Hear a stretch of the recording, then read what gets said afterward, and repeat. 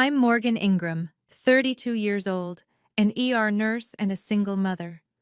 3 weeks ago, at my sister's wedding, in front of 200 guests, she grabbed the microphone and said, "My sister is a single mother, unwanted by anyone." The room laughed. My mother chimed in from her table, "She's a used product." My father covered his mouth to hide his smirk. My 5-year-old son, Ethan, was sitting right beside me, his small hand gripping mine, his eyes wide with confusion as he watched everyone laugh at his mother. But there was one person who didn't laugh, and what he did next changed everything. Before I tell you the rest, please take a moment to like and subscribe, but only if you genuinely want to hear this story. Where are you watching from? What time is it there? Drop a comment and let me know. To understand how things got to that point, I need to start from the beginning. Growing up in our 4-bedroom colonial in Greenwich, Connecticut, I learned early that there were two types of daughters in the Ingram household: the princess and the workhorse. Vivian was the princess. 4 years younger, blonde like our mother, with the kind of effortless charm that made teachers forget about late assignments and boys forget about other girls. From the moment she could walk, she was Daddy's little angel and Mommy's mini-me. Me? I was the responsible one, which in Ingram family code meant I was the one who didn't need attention because I could handle things on my own. When prom came around, Vivian got a $500 Sherry Hill gown, blush pink, hand-beaded, the kind that made other girls gasp when she walked into the venue. When my prom came 2 years earlier, my mother had looked at me over her reading glasses and said, "Morgan, you don't need all that. You're the simple type, it suits you." I wore a dress from the clearance rack at Macy's. $63. I still remember the price because I'd saved my babysitting money to buy it myself. Our bedrooms told the story too. Vivian had the corner room with the balcony overlooking the garden, white furniture, fairy lights strung across the ceiling like something out of a magazine. My room was at the end of the hall, next to the utility closet, furnished with hand-me-downs from our grandmother's estate. I didn't hate Vivian for any of it. How could I? She was just a kid benefiting from a system she didn't create. But I did wonder, sometimes late at night, what I had done wrong. What fundamental flaw existed in me that made my own parents look right through me. I didn't know then that this pattern would follow me all the way to her wedding day. I met Kevin at 24, during my second year as an ER nurse at Hartford General. He was a pharmaceutical sales rep, charming, confident, the kind of man who made you feel like the only person in a crowded room. We married a year later. My parents attended the wedding, but spent most of the reception talking about Vivian's upcoming internship at a prestigious PR firm in Manhattan. "She's going places," my mother kept telling the guests. "Both my girls are doing well, but Vivian, she's something special." At my own wedding reception, the marriage unraveled faster than I could have imagined. Kevin had a gift for making me feel small, questioning my choices, criticizing my appearance, isolating me from friends. By the time I discovered he was sleeping with his regional manager, I was 7 months pregnant and had lost most of my sense of self. The divorce was finalized when Ethan was 14 months old. I was 27, alone, working night shifts while my son slept at a daycare that charged by the hour. My mother's response to the news? A long sigh, followed by, "I always worried you didn't know how to keep a man happy. Vivian would never let this happen to her." My father said nothing. He never did. Vivian texted me once during the whole ordeal. "That sucks. But honestly, you always pick the wrong guys. Maybe try therapy?" No offer to help, no checking in on Ethan, no acknowledgement that I was drowning. I didn't need their pity. I told myself that every night as I heated up instant noodles after a 12-hour shift, Ethan asleep in his crib in our cramped one-bedroom apartment, I just needed them to stop treating my pain like entertainment. Daniel Mercer entered the picture 2 years before the wedding. Vivian met him at a charity gala, some black tie event benefiting foster children. He was a children's rights attorney, the kind who took pro bono cases for families who couldn't afford representation. handsome in a quiet way, with kind eyes and a habit of actually listening when people spoke. The first time I met him was at a family dinner at my parents' house. Vivian had been dating him for 3 months and wanted to show him off. He shook my hand, noticed Ethan hiding behind my legs, and immediately crouched down to the boy's level. "Hey, buddy, I like your dinosaur shirt. Is that a T-Rex?" Ethan had beamed. No one in my family ever paid him that kind of attention. Throughout the dinner, I caught Daniel watching the family dynamics with a lawyer's observant eye. The way my mother redirected every conversation back to Vivian. The way my father laughed at Vivian's jokes but barely acknowledged mine. The way I automatically cleared the dishes while Vivian remained seated, checking her phone. Later, as I was loading my car, Daniel appeared beside me. "Does your family always treat you like that?" he asked quietly. I was so startled I almost dropped Ethan's diaper bag. "Like what?" "Like you're invisible." I forced a laugh. "That's just how we are. Vivian's the star, I'm the supporting cast." He didn't laugh, just nodded slowly, something unreadable in his expression. "You're a good mother," he said. "Ethan's lucky to have you." Then he walked back inside. I didn't understand why those words made my eyes sting, or why, for weeks afterward, I kept replaying that brief conversation in my head. The wedding invitation arrived in a cream envelope with gold calligraphy, so thick and expensive it felt more like a royal summons than an invitation. "Vivian Marie Ingram and Daniel James Mercer request the pleasure of your company." The venue was the Carlyle, a five-star hotel in Manhattan, with a ballroom that had hosted senators, celebrities, and at least one minor European royal. 200 guests. Estimated budget, $150,000, funded entirely by my parents. For context, when I got married, my parents contributed exactly $2,000 and complained about it for months afterward. The invitation came with conditions. Vivian called me 2 weeks before the wedding. "Morgan, I need to discuss some things." "Of course, what's up?" "First, please wear something understated. Pastels or neutrals only. I don't want anyone drawing attention away from me." I'd planned to wear a deep green dress I'd been saving for. "Okay, I can do that." "Second," she paused. "Do you really have to bring Ethan? He's 5. He'll probably get fussy and ruin the ceremony." "Vivian, I don't have anyone to watch him. Kevin's not in the picture and—" "Fine," she cut me off. "But keep him quiet, and you'll be at a table in the back so you can take him out quickly if he makes a scene." The morning of the wedding, my mother called. "Morgan, I've spoken with the event coordinator. You and the boy are at table 23, near the service entrance. Don't make a fuss about it. This is Vivian's day, and we can't have any distractions." Distractions. That's what my 5-year-old son was to them. I should have seen it then. The setup, the positioning, the careful orchestration of my humiliation. But I didn't. I just wanted to survive the day. The Carlisle ballroom was breathtaking, soaring ceilings dripping with crystal chandeliers, white roses cascading from every surface, a string quartet playing Vivaldi in the corner. The kind of wedding you see in bridal magazines, the kind that makes guests whisper about how lucky the couple must be. I wore a dove gray cocktail dress I'd found on sale. Modest, forgettable, exactly what Vivian had demanded. Ethan looked adorable in his little navy vest and khakis, his hair neatly combed, clutching my hand as we walked into the overwhelming grandeur. "Mommy, it's so pretty," he whispered, eyes wide. "It is, baby. Let's find our table." Table 23 was exactly where my mother had promised. Tucked in the far corner, half hidden behind a pillar, so close to the kitchen doors, I could hear the catering staff shouting orders. The other guests at our table were distant cousins I'd met maybe twice in my life.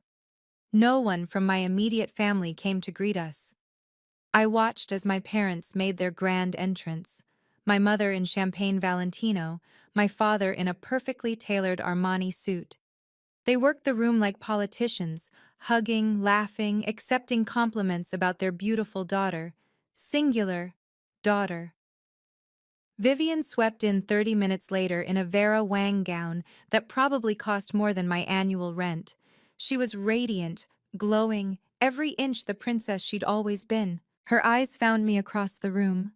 She smiled, but it wasn't warm. It was the smile of someone who's already won and wants you to know it. On her way to the head table, she stopped at ours. "Morgan, you came." "Of course I came. You're my sister." She glanced at Ethan, then back at me. "Just remember what I said about keeping him quiet." Then she was gone, swallowed by a crowd of admirers. I caught a notification flash across my mother's phone, left carelessly on a nearby table. "Remember the plan?" My stomach tightened, but I told myself it was nothing. The ceremony was beautiful. Vivian cried delicately perfect tears as she exchanged vows with Daniel. My parents beamed from the front row. The guests dabbed at their eyes with monogrammed handkerchiefs. I sat in the back, Ethan on my lap, and tried to feel something other than hollow. During the cocktail hour, the photographer gathered the family for portraits. I started to stand, smoothing down my dress, when my mother appeared with a tight smile. "Just the immediate family for this set, Morgan. Parents of the bride." "I'm her sister. We're doing a smaller grouping first. You understand?" I understood. I always understood. Ethan tugged at my sleeve. "Mommy, why can't we be in the picture?" "We'll take our own pictures later, sweetheart. Smile for Mommy." I held up my phone and snapped a photo of him, trying to ignore the burning behind my eyes. At the reception, I watched from our distant table as aunts and uncles I'd known my whole life approached the head table to congratulate Vivian and Daniel. Not one of them stopped by to say hello to me. "Morgan, is that you?" Aunt Linda, my mother's sister, paused on her way to the bar. She looked uncomfortable. "I almost didn't see you back here." "The seating chart's creative," I said, forcing lightness into my voice. She glanced toward the head table, then back at me. Something like guilt flickered across her face. "Patricia's always had her preferences, I'm sorry, honey." Before I could respond, she was gone. I noticed Daniel's friend Mike setting up his phone on a small tripod at the edge of the dance floor, angled toward the stage. Probably live streaming for relatives who couldn't attend. I didn't think much of it then. I had no idea that phone would become the most important witness to what happened next. The clinking of silverware against crystal silenced the room. The MC, a polished man in a three-piece suit, stepped up to the microphone. "Ladies and gentlemen, the bride would like to say a few words." Applause rippled through the ballroom as Vivian rose from her seat, radiant in the glow of a dozen spotlights. She took the microphone with practiced ease, her Cartier bracelet catching the light. "Thank you all so much for being here," she began, her voice honey-sweet. "This is the happiest day of my life, and I'm so grateful to share it with everyone I love." She smiled at Daniel, who watched her with an expression I couldn't quite read. "First, I want to thank my incredible parents. Mom, Dad, you've given me everything. Your love, your support, your belief in me. I am who I am because of you." My mother pressed a hand to her heart, tears already forming. My father nodded proudly. "And I want to talk about family," Vivian continued, her tone shifting slightly. "About what family really means. About the lessons I've learned from watching everyone." Her eyes swept the room and landed on me. The warmth in her expression cooled. "Especially my sister." Ethan perked up beside me. "Mommy, Aunt Viv is talking about you." "I know, baby. Shh." But something in Vivian's smile made my blood run cold. It wasn't affection. It wasn't gratitude. It was anticipation. "Morgan, could you stand up?" Vivian called out, her amplified voice bouncing off the chandeliers. "I want everyone to see you." 200 faces turned toward our corner table. My legs felt like they were filled with concrete, but I stood. Ethan looked up at me confused. "There she is," Vivian said, her smile widening. My big sister. The one who taught me so many valuable lessons about life. See, my sister Morgan is a single mother. The words hung in the air, sharp and deliberate. A few guests shifted uncomfortably. Vivian's smile didn't waver.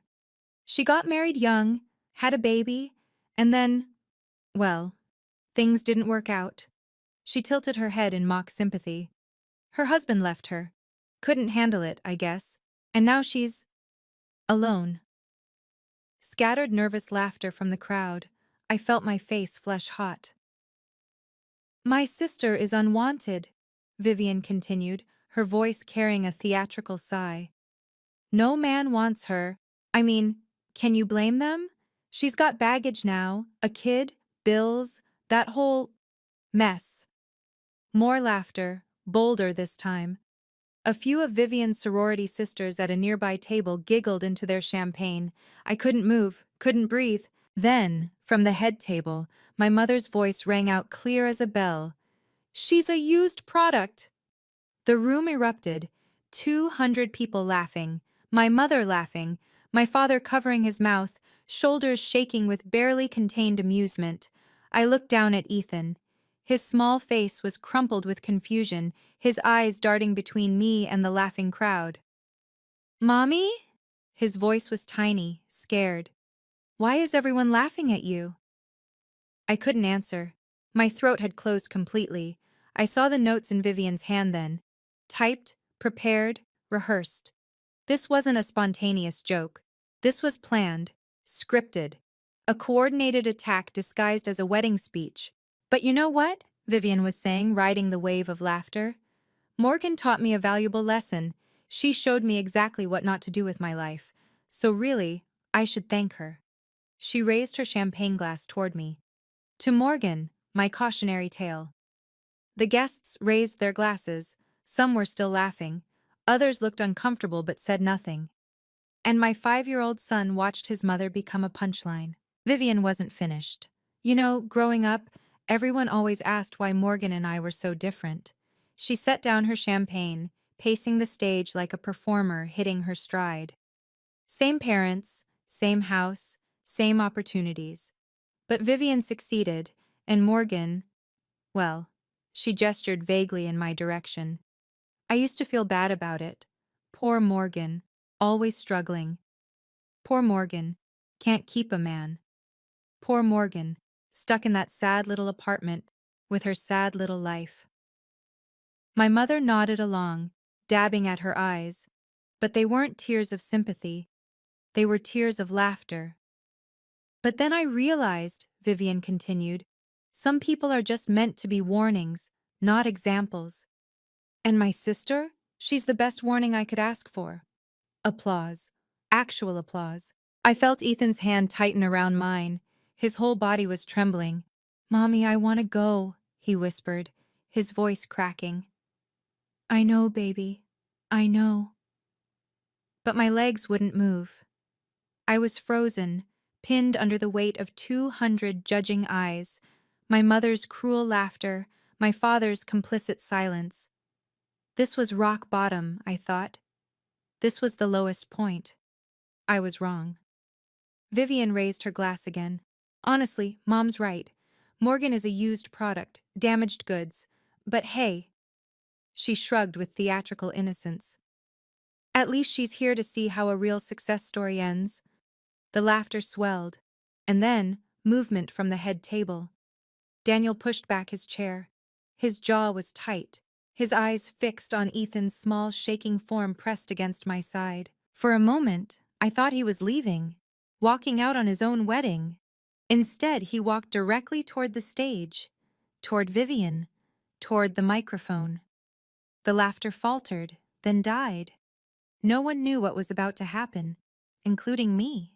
Daniel moved with purpose, his polished Oxford shoes clicking against the marble floor in the sudden silence. The string quartet had stopped playing. Guests froze mid-sip, mid-laugh, mid-whisper. Vivian's confident smile flickered. Daniel? Baby, what are you? He didn't answer, didn't even look at her. His eyes were locked on our table. On Ethan. My son had buried his face against my hip, his small shoulders shaking with silent sobs. He didn't understand why everyone was laughing at his mommy. He just knew it hurt. Daniel saw that, and something in his expression hardened into steel. He reached the stage in 6 strides. Vivian was still holding the microphone, her smile frozen in confusion. "Daniel, sit down, I'm not finished with my—" He took the microphone from her hand. Not grabbed, not snatched. Just calmly, firmly removed it from her grip like confiscating a dangerous object from a child. "Daniel!"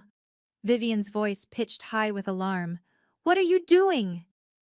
The ballroom had gone completely silent. 200 people holding their breath. I saw my mother half rise from her seat, her face cycling through confusion, anger, and fear. Daniel raised the microphone to his lips. "I apologize for the interruption," he said, his voice steady and clear. "But there's something I need to say." He turned to look at me. Really look at me. Not through me, not past me, but directly at me. Then he turned back to face the crowd. "I've spent 2 years watching how this family treats Morgan Ingram. 2 years of dinners where she's ignored. 2 years of holidays where she's excluded. 2 years of watching her be treated as less than nothing by the people who are supposed to love her." Vivian grabbed at his arm. "Daniel, stop, you're embarrassing me." He stepped away from her touch. "No, Vivian, you did that yourself." Daniel's voice carried across the silent ballroom, steady as a courtroom closing argument. "I'm a children's rights attorney. I've dedicated my career to protecting kids from family trauma, from environments that damage them, from adults who should know better."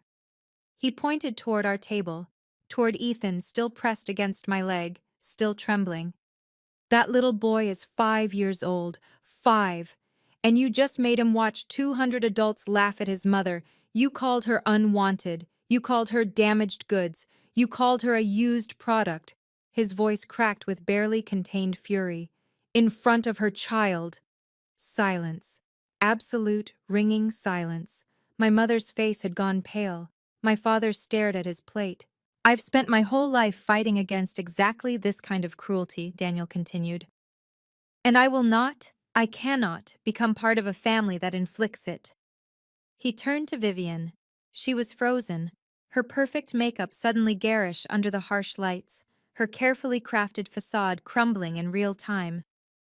"Daniel, please," she whispered, the microphone catching every word. "You're overreacting. It was just a joke." "A joke?" His laugh was hollow. "You planned this. You rehearsed this. You turned your own sister's pain into entertainment." He stepped back from her, creating a visible chasm between them. "I can't marry you, Vivian. I won't." The collective gasp from 200 guests was audible. "And one more thing." Daniel's eyes found Mike's phone, still recording on its tripod. "My cousin Mike has been live streaming this reception for family members in California who couldn't attend. About 50 people have witnessed exactly what kind of family I almost married into." He set the microphone down on the stage with a soft thud. "I'm sorry for the disruption to your evening," he said to the stunned guests. "The bar is still open. Please, enjoy." Then he walked off the stage. The dam broke. "Morgan!" My mother was on her feet, her Valentino gown swirling around her ankles as she stormed toward our table. Her face was twisted with rage, not at Vivian, not at herself, but at me. "What did you do?" she hissed, jabbing a manicured finger in my direction. "What did you say to Daniel? You ruined your sister's wedding." "Mom, I didn't. You've always been jealous of her." My mother's voice rose to a shriek that silenced the tentative murmurs beginning to ripple through the crowd. "You couldn't stand to see her happy, could you? You had to poison Daniel against her." Vivian had collapsed into her chair at the head table, mascara tracking down her cheeks. Her carefully constructed moment of triumph had shattered into a very public nightmare. My father appeared at my mother's side, his expression hard. "What did you tell him, Morgan? Behind our backs. What did you say?" "I didn't tell him anything. I barely spoke to him." "Liar!" Vivian's voice cut through the ballroom. She was standing now, her Vera Wang gown seeming to mock the disaster unfolding around her. "You've been trying to turn him against me since day one. You couldn't let me have one thing, could you? One perfect day." I felt the narrative shifting in real time. The guests who had been laughing minutes ago were now looking at me differently, not with sympathy, but with suspicion. She must have done something. Maybe the sister provoked this. Poor Vivian. I saw it happening. The rewriting of history right before my eyes. In a matter of minutes, I had transformed from victim to villain in the minds of 200 witnesses, and I realized, if I didn't leave right now, this would be my legacy. The jealous sister who destroyed her sibling's wedding. Forever. If you've ever been in a situation where you were blamed for something you didn't do, where people twisted the truth to make you the villain, comment "I understand, so I know I'm not alone in this." And if you want to know what I did next, like this video, that's how you tell me this story is worth finishing. Now, back to that ballroom. I looked down at Ethan. His face was red and blotchy from crying. His small hands were balled into fists against his chest. He was trying so hard to be brave, to understand why the world had suddenly become so loud and angry and scary. And in that moment, something shifted inside me. For 32 years, I had been the one who stayed quiet, the one who kept the peace, the one who absorbed every slight, every insult, every moment of being overlooked, because fighting back wasn't worth the drama. But this wasn't about me anymore.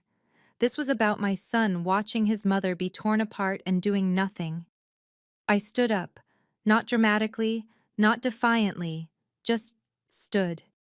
Smoothed down my gray dress, lifted Ethan into my arms.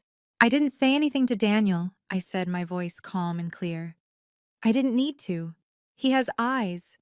He's watched you treat me like garbage for 2 years. And tonight he finally decided he couldn't live with it." My mother's mouth opened and closed like a fish. "You're lying," Vivian spat. "You've always been jealous, Morgan. Since we were kids. You can't stand that I'm better than you." I didn't argue, didn't defend myself. What was the point? Instead, I turned and began walking toward the exit. Behind me, I heard my mother's voice, shrill with desperation. "Morgan! You come back here and apologize to your sister right now." I didn't turn around. Ethan wrapped his arms around my neck, his wet cheek pressed against mine. "Mommy," he whispered, "are we going home?" "Yes, baby." "Good." A pause. "I don't like it here." "I know, sweetheart." I kissed his forehead as the ballroom doors loomed ahead. "Neither do I." The walk from table 23 to the ballroom exit was approximately 40 feet. It felt like 40 miles. I kept my back straight, my steps measured. Ethan clung to me, his face hidden against my shoulder. Around us, 200 guests sat in stunned silence, watching the drama unfold like a live theater performance they hadn't paid to see. I saw Daniel standing near the doorway. He wasn't fleeing the scene. He was waiting. When I reached him, he stepped forward, blocking the path just long enough to speak. "Morgan." His voice was quiet, meant only for me. "I'm sorry. I should have said something years ago. I should have—" "Don't apologize." I shifted Ethan on my hip. "You just saved my son from watching his mother be humiliated without anyone caring. That's more than anyone in my own family has ever done." He reached into his jacket pocket and produced a business card. Simple white cardstock, professional black text. Daniel Mercer, attorney at law, family and children's rights. "If you ever need anything, legal help, a reference, anything at all, call me. Pro bono. I mean it." I took the card and tucked it into my purse. "Thank you. For Ethan." Behind us, I could hear Vivian's voice rising in hysterics, my mother trying to calm her, my father issuing terse commands to the bewildered wedding planner. I didn't look back. I pushed through the ornate doors into the hotel corridor, my heels clicking on the marble floor. Ethan lifted his head as the noise of the ballroom faded behind us. "Mommy, are you sad?" I thought about the question. Really thought about it. "No, baby, I'm not sad." For the first time in a very long time, I realized I wasn't lying. How about some pancakes when we get home? His face lit up. With chocolate chips? All the chocolate chips you want. By the time I got Ethan bathed, fed, and tucked into bed with his favorite dinosaur, my phone had accumulated 47 missed calls. 31 from my mother, 12 from Vivian, 4 from my father. I scrolled through the text messages while sitting on the edge of my bed, still in my gray dress, still wearing the makeup I'd so carefully applied that morning. Mom, 10:47 p.m. You ruined everything. Call me now. Mom, 10:52 p.m. Vivian is hysterical. Daniel left. This is all your fault. Mom, 11:15 p.m. Don't you dare ignore me. Morgan Elizabeth Ingram. Vivian, 11:23 p.m. I will never forgive you for this. Never. You destroyed my life. Dad, 11:45 p.m. Your mother is very upset. You need to call her. I set the phone face down on my nightstand. Then I saw a message from an unexpected number. Aunt Linda, my mother's younger sister, the one who had approached me at the reception. Aunt Linda, 12:02 a.m. Morgan, I watched the live stream from Mike's phone. Honey, I am so sorry. I had no idea Patricia and Vivian were capable of something like this. I'm ashamed of my own sister right now. Please know that you didn't do anything wrong. I'm here if you need to talk. I read it twice, then a third time. It was the first acknowledgement from anyone in my family, extended or otherwise, that what happened to me was wrong. Not my fault. Not something I provoked or deserved. Wrong. The tears I'd held back all night finally came. Quiet tears, the kind you cry when you're relieved and heartbroken at the same time. Someone had seen me, really seen me. And that single text meant more than 32 years of hoping my own mother would. The screenshots arrived at 8:47 the next morning. Rachel, my best friend since nursing school, had texted at 3 a.m. Don't read anything until you call me. Seriously, I have something you need to see. By the time I woke up, Ethan happily watching cartoons in the living room, there were 17 images waiting in my messages. Rachel had prefaced them with, a mutual friend's daughter is dating one of your cousins. She saw the family group chat. Morgan, they planned this. I opened the first screenshot. It was a group chat titled Ingram Family, No Morgan. A chat I'd been removed from 6 months ago after asking why I wasn't invited to Christmas Eve dinner. The messages were dated 2 weeks before the wedding. Vivian. I've been working on my speech. I'm going to call her out in front of everyone. Make her see what a disappointment she is. Mom, just don't go too far, sweetie. We don't want to seem cruel. Vivian. Mom, she deserves it. She shows up with that kid like she's not ashamed of her life choices. Someone needs to put her in her place. Mom. You're right. She's always been an embarrassment. Just make it funny. People love a good roast. Dad. Just don't mention me in it. Vivian. Trust me, she won't say anything back. She never does. I stared at the screen until the words blurred. They had planned it, orchestrated it. My mother had helped write the speech that called me a used product in front of 200 people. And my father, my quiet, passive father, had known and said nothing. Rachel's final message read, I'm so sorry, Morgan, but you needed to know. It wasn't spontaneous. It was a coordinated attack. She was right. I did need to know, because now I understood. There was nothing left to save. I sat with the screenshots for a long time. Ethan had fallen asleep on the couch, worn out from the chaos of the night before, his small chest rising and falling in peaceful rhythm. I watched him sleep and felt something settle inside me, something clear and cold and final. For 32 years, I had been chasing something that didn't exist. My mother's approval, my father's attention, my sister's respect. I had bent myself into impossible shapes, trying to earn love that was never going to come. I had accepted crumbs and called them enough. I had let them treat me like a placeholder, a supporting character in my own life story. And for what? so they could plan my public humiliation as a wedding gift to themselves? I closed the screenshots and opened a new document on my phone. I typed 2 words. No contact. That was it. No dramatic confrontation. No tearful phone call demanding explanations. No attempt to make them understand the depth of their betrayal. Just nothing. I would stop calling. Stop showing up to family events where I was only invited to be ignored. Stop hoping that someday, somehow, they would look at me and see someone worth loving. I wasn't going to announce it, wasn't going to give them the satisfaction of a scene they could spin into more evidence of my instability or jealousy. I would simply disappear from their lives the way they had always wanted me to. Quietly, completely, permanently. My phone buzzed with another call from my mother. I declined it and blocked the number. Then Vivian's. Blocked. Then my father's. Blocked. I looked at Ethan, still sleeping peacefully, and felt something unfamiliar loosen in my chest. Not anger, not grief, relief. "We're going to be okay, baby," I whispered to him. "I promise." They showed up 3 days later. I was just getting home from work, Ethan chattering happily about the finger painting he'd done at daycare, when I saw them standing on the steps of my apartment building. My mother in a cashmere coat, my father in his usual golf attire, both looking like they'd taken a wrong turn into the wrong neighborhood. "Morgan," my mother's voice was ice, "we need to talk." Ethan's grip tightened on my hand. "Mommy, why is Grandma here?" "I don't know, sweetheart. Go wait inside with Mrs. Patterson, okay? I'll be right there." My elderly neighbor had already appeared in her doorway, drawn by the tension in the hallway. She gave me a knowing look and held out her hand to Ethan. "Come on, honey, I just baked cookies."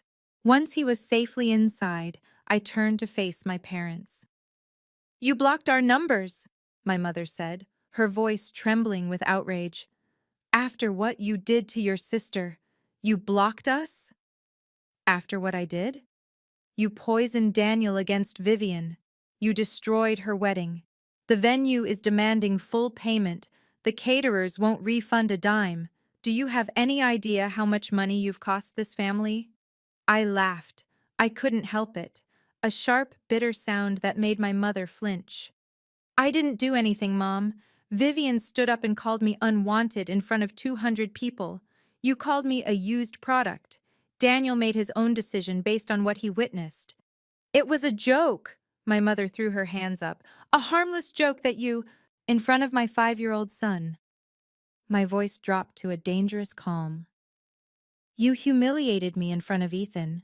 He asked me why everyone was laughing at his mommy." For the first time, something flickered in my mother's eyes, something almost like guilt, but it vanished as quickly as it came. "Vivian is devastated," my mother pressed on, her voice softening into what she probably thought was maternal concern. "Daniel won't return her calls. The wedding photos are ruined. She's talking about therapy, Morgan. Therapy. My baby girl. Then therapy might be exactly what she needs."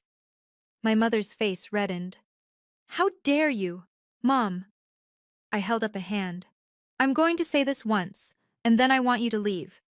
She fell silent, shock flickering across her features. In 32 years, I had never interrupted her. "I didn't poison Daniel against Vivian. I barely spoke to him. He made his choice because he watched how this family treats me, how you treat me, and decided he couldn't be part of it. That's not—" "I'm not finished." The words came out steady, unflinching. "You planned that speech. I've seen the group chat screenshots. You helped Vivian decide exactly what to say. You knew she was going to humiliate me and you encouraged it."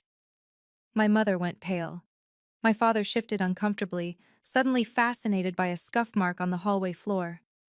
"Vivian is crying?" I continued. "Good. Maybe now she'll understand what it feels like. I've been crying since I was 12 years old, trying to figure out why my own mother looked at me like a disappointment." "Morgan, that's not fair. You called me a used product, Mom. In front of my child. In front of 200 people. And you're standing here asking me to apologize?" The silence stretched between us like a chasm. "I love you," I said quietly. "I've spent my whole life loving you and hoping you'd love me back. But I can't do this anymore. I won't raise Ethan in an environment where he learns that abuse is acceptable if it comes from family." I stepped toward my door. "Please leave. If you've ever had to set a boundary with someone you loved, even when it broke your heart, comment boundaries. So I know you understand. And if you want to hear what happened next, keep watching, because what I'm about to tell you proves something important. Sometimes walking away is the most powerful thing you can do. Let me take you back to that hallway." My mother's face cycled through a dozen emotions in 3 seconds: disbelief, rage, hurt, calculation, before landing on her weapon of choice: tears. "Morgan." Her voice cracked artfully. "You're going to regret this. When I'm gone someday, you'll wish you'd been a better daughter." The guilt trip, classic Patricia Ingram. A year ago, it would have worked. 6 months ago, it would have made me apologize. Even a week ago, I might have hesitated. But that was before she laughed at her own daughter being called worthless, before she added her own knife to the wound, before I watched my son's face crumble as his grandmother made his mother into a punchline. "Maybe," I said. "Or maybe I'll look back and know that I protected my child from the same damage you did to me." The door to Mrs. Patterson's apartment opened. Ethan peeked out, cookie crumbs on his chin. "Mommy, are you coming?" I smiled at him. A real smile, warm and sure. "Yes, baby, 1 minute." My mother lunged toward him, arms outstretched. "Ethan, sweetheart, come give Grandma a hug." I stepped between them, not aggressively but firmly. "No." The word hung in the air like a slap. "He's my grandson. And he's my son, and I decide who gets access to him." My father finally spoke, his voice gruff with discomfort. "Morgan, your mother is upset. Let's all just calm down and—" "Goodbye, Dad." I took Ethan's hand and guided him toward our apartment door. At the threshold, I turned back one last time. My mother was crying, real tears now, or close enough. My father stood helplessly beside her. "I'm not doing this to punish you," I said. "I'm doing this because I finally understand that I deserve better than what you've given me." Then I closed the door and locked it. The video spread faster than my mother could contain it. Within a week, it had made the rounds through the extended Ingram family: cousins, aunts, uncles, second cousins I'd never met, passed along like evidence in a trial. Aunt Linda called me on a Tuesday evening.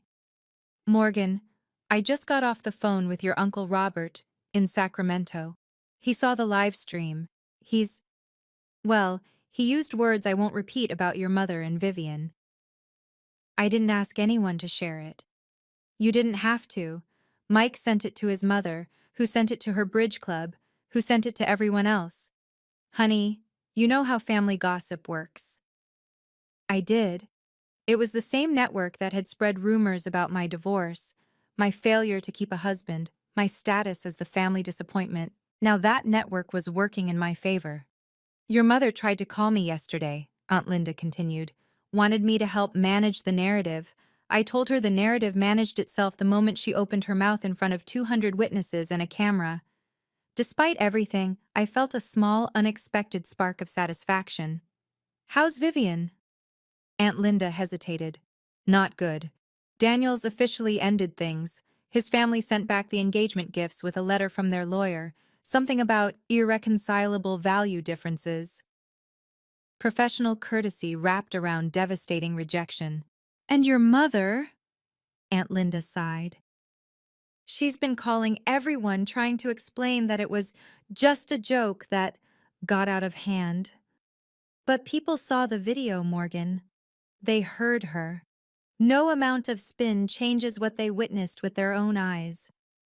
I thought about my mother, desperately dialing relatives, trying to rebuild a reputation she'd destroyed in 30 seconds of gleeful cruelty.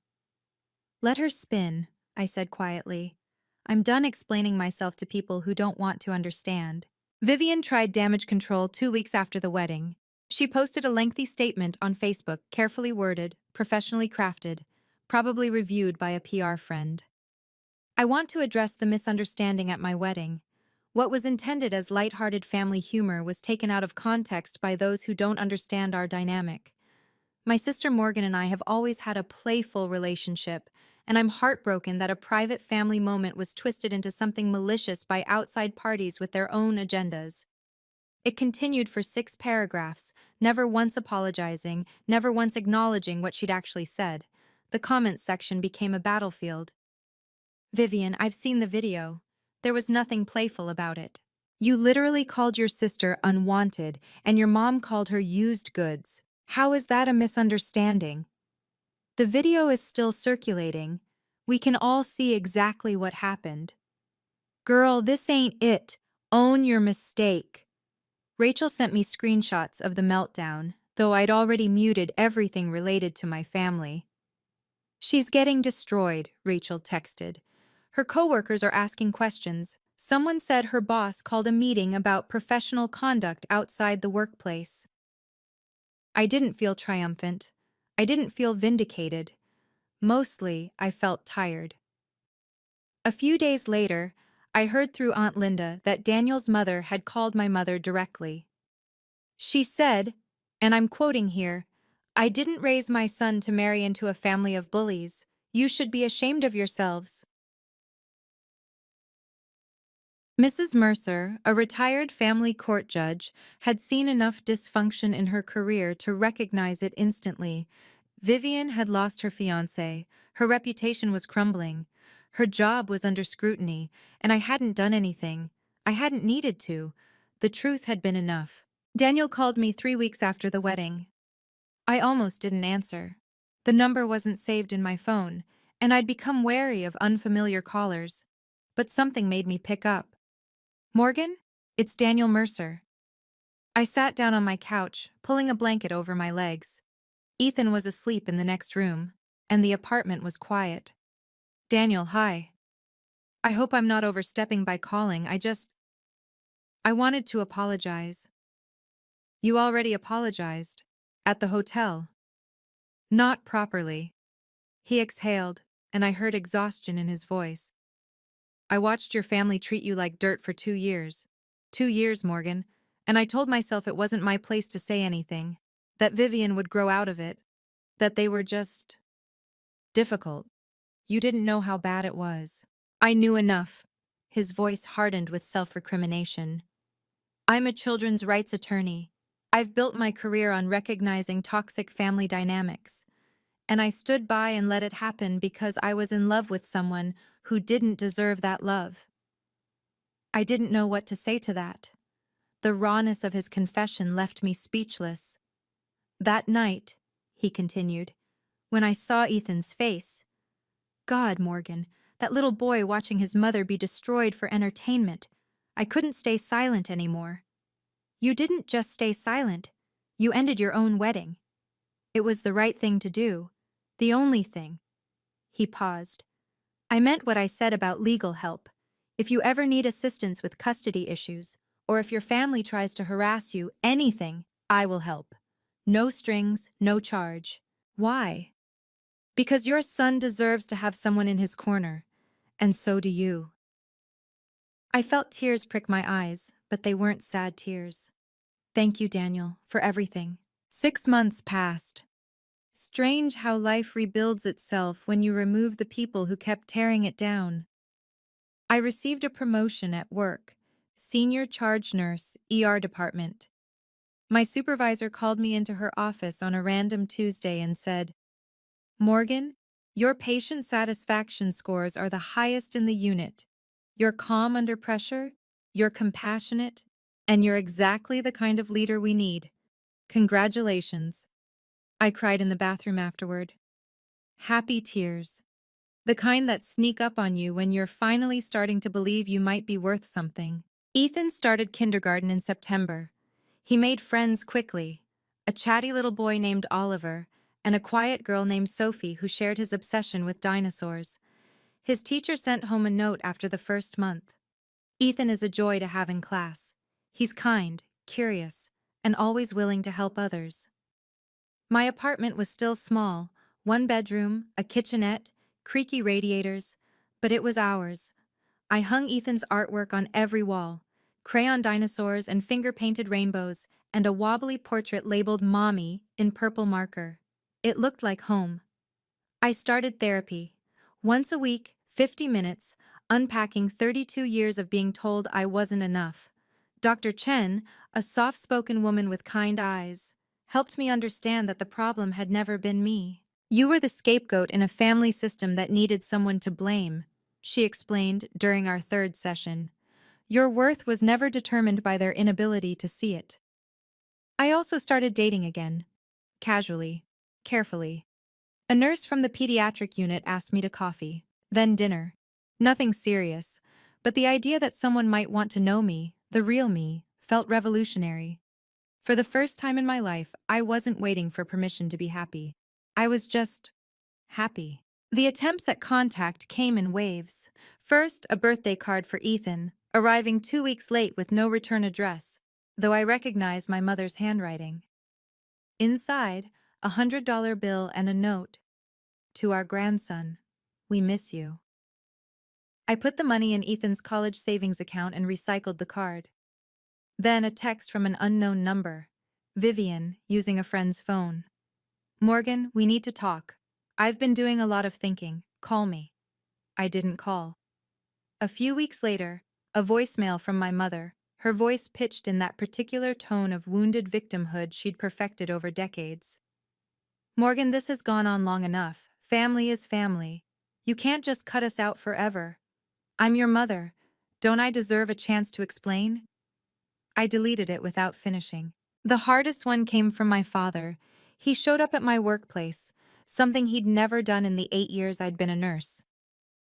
I found him waiting in the lobby, looking uncomfortable and out of place among the worried families and beeping equipment. 5 minutes, he said when I approached. Please. We stepped outside into the gray November afternoon. Your mother is struggling, he said. She cries every day. Vivian won't leave her room. The family Thanksgiving was... He trailed off. Was what, Dad? Empty. I waited. I know what happened wasn't right. The admission seemed to cost him something. But Morgan, your mother loves you in her own way. She doesn't know how to... Dad. I cut him off, gently but firmly. I spent 32 years waiting for Mom to love me in a way that didn't hurt. I can't wait anymore. And I won't let Ethan grow up waiting too. He nodded slowly, something crumbling behind his eyes. I understand, he said quietly. And for the first time, I believed he did. Today, as I record this, it's been 8 months since my sister's wedding. I'm sitting in our little apartment, Ethan asleep in the next room, his nightlight casting dinosaur shadows on the ceiling. Tomorrow is his 6th birthday. I've got a homemade cake in the fridge, chocolate with too much frosting, just the way he likes it, and a second-hand bike waiting in my neighbor's storage unit, wrapped in a bow I tied 3 times to get right. I got my promotion. I'm seeing someone, Michael, the pediatric nurse, who tells me I'm beautiful and means it in a way I've never heard before. I have friends who show up, a therapist who helps me unpack decades of damage, and an aunt who calls every Sunday just to check in, and I have my son. Last week, Ethan brought home a picture from school. It was a family tree assignment, and while most kids drew grandparents and cousins and sprawling networks of relatives, Ethan had drawn just 2 figures. A tall woman with brown hair, a small boy beside her, holding her hand. That's our family, Mommy, he said proudly. Just us. I hung it on the refrigerator, right at eye level. My mother hasn't stopped trying to reach me, neither has Vivian. I get the occasional message through relatives, the rare handwritten letter that goes straight into the trash. I don't hate them. That's the strange part. I spent so long being angry at the favoritism, the cruelty, the 1,000 small cuts of growing up invisible. But somewhere along the way, the anger faded into something quieter. Not forgiveness, not reconciliation, just peace. I chose myself. I chose my son, and that choice, hard as it was, Saved us both. Sometimes the bravest thing you can do is walk away. If you'd told me a year ago that I'd cut off my entire family, I would have laughed. Or cried. Probably both. I grew up believing that family was everything, that blood ties were unbreakable, that love meant enduring whatever treatment you received because that's what daughters do. Good daughters. Loyal daughters. I was wrong. Family should be a safe place. A space where you're celebrated, not tolerated. Where your presence is welcomed, not weaponized. Where your children can grow up knowing they're enough, exactly as they are. My family wasn't that. My family was a performance, and I was always cast as the understudy. Here's what I've learned. Setting boundaries isn't selfish. It isn't cold. It isn't abandoning the people who hurt you. It's recognizing, finally clearly, that you deserve better than what you've been given. You don't owe your loyalty to people who don't respect you. Not your mother, not your father, not your sister, not anyone. I used to think staying quiet made me strong. That absorbing every insult, every comparison, every public humiliation somehow proved my worth. Look how much I can take. Look how resilient I am. But silence isn't strength. Not when it's born from fear. Not when it costs you your self-respect. Real strength is walking away. Real strength is choosing yourself. Real strength is looking your mother in the eye and saying, I deserve better than this. Ethan will grow up knowing that his worth isn't determined by how much criticism he can endure. He'll learn that boundaries aren't walls, they're doors you get to control. He'll understand that love doesn't look like public mockery or strategic cruelty or jokes designed to wound. That's my legacy. Not the Ingram family name, just a mother who chose her son and herself. For those wondering what happened to everyone else, here's what I know. Vivian started therapy, according to Aunt Linda. Real therapy, with a licensed professional, working through issues that apparently run deeper than anyone realized. I don't know the details, and I don't need to. I hope she finds whatever she's looking for. I hope she becomes someone capable of genuine kindness. But that's not my journey to witness. My mother continues to call me difficult and unforgiving to anyone who will listen. She's rewritten the narrative so thoroughly that some relatives believe the wedding incident was my fault, that I provoked Vivian, that Daniel was always unstable, that the whole thing was blown out of proportion. I don't correct them. The people who matter know the truth. My father sent me a text a few weeks ago, just 3 words. I'm sorry. No explanation, no excuses, no request to reconcile.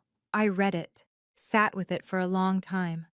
Then I put my phone down and went about my day. Maybe someday I'll respond. Maybe I won't. Healing isn't linear and forgiveness isn't a requirement. Aunt Linda has become the family I always needed. She drives down from Hartford every other month to take Ethan to the Children's Museum, loads me up with Tupperware of homemade soup, and never once pressures me to give your mother another chance. Family is who shows up, she told me once, over coffee in my cramped kitchen, not who shares your last name. She was right. Daniel Mercer sent Ethan a dinosaur encyclopedia for his birthday. No note, no strings, just a gift from someone who remembered a scared little boy and wanted to make him smile. Small kindnesses, they add up. They mean more than 200 laughing guests ever could. So that's my story. A wedding that became a funeral, not for a marriage, but for 32 years of trying to earn love that was never coming. A 5-year-old boy who taught his mother that some people are worth fighting for, and some aren't. A choice to walk away, not in defeat, but in victory. I'm not telling you this because I want pity. I stopped needing pity somewhere between the 47th missed call and the first morning I woke up without dreading my phone. I'm telling you this because I know I'm not alone. Some of you watching this have mothers who look through you, sisters who compete instead of celebrate, fathers who stay silent when they should speak up, family gatherings that feel like minefields. Some of you have already walked away. Some of you are still trying to figure out how, and some of you are still hoping, like I did for so long, that if you just try harder, love better, make yourself smaller, eventually they'll see your worth. They won't. Not because you're not worthy, because they can't. And that's not your failure to fix. Thank you for listening to my story.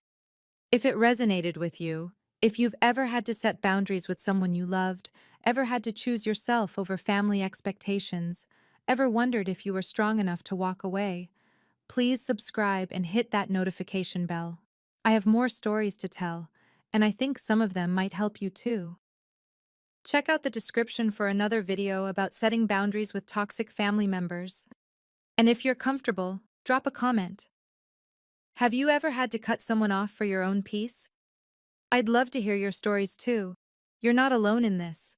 None of us are.